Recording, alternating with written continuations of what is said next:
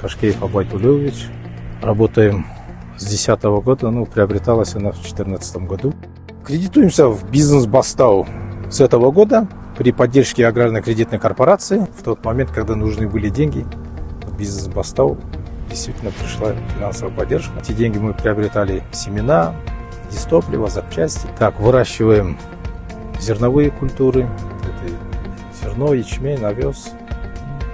Зернобобовые есть, бобовые культуры и масличные культуры лен. Вот сейчас на данный момент мы здесь находимся на поле, убираем лен. Так, в организации работает 12 человек у меня. Это в общем. Начинали мы с 500 гектар. Сейчас сеем 4,5. В будущем наращивать, увеличиваем до 7000 гектар земли. У нас, в принципе, позволяет потихоньку каждый год по 1000 гектар сейчас осваиваем.